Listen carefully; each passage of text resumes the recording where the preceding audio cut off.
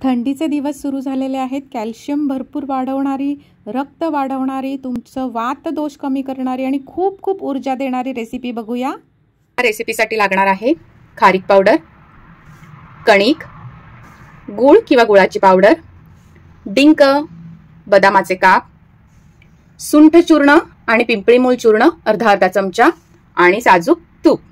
चला तर मग तूप गरम झाल्यावरती आपल्याला त्यामध्ये 2 चमचे कणिक छान खमंग अशी भाजून घ्यायची। तर फ्रेंड्स, आता छान खमंग वास तर सुटलाच आहे, पण याचा कलरही थोडा चेंज झालेला आहे।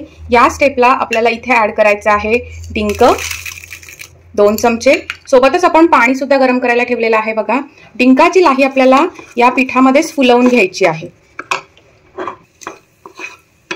आवश्यक तेवढं गरम पाणी आपल्याला त्यामध्ये ऍड करायचं आहे आणि 2 चमचे खारीक पूड, 2 चमचे गूळ आणि याला हळूवार मिश्रणाला मिक्स करून घ्यायचंय।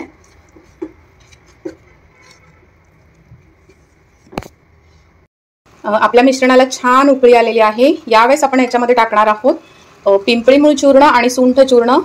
हे तुम्हाला कोणत्याही आयुर्वेदिक शॉपमध्ये मिळू शकतं। थंडीचे दिवस आहेत आणि छान आपल्याला कॅल्शियम वाढवणारी, हाडांना बळ देणारी अशी ही सुंदर रेसिपी तुम्हाला तयार होतीये। तर छान हेल्दी ब्रेकफास्ट रेडी आहे। आपण गार्निश करणार आहोत ओलं खोबरं आणि काही बदामाचे काप।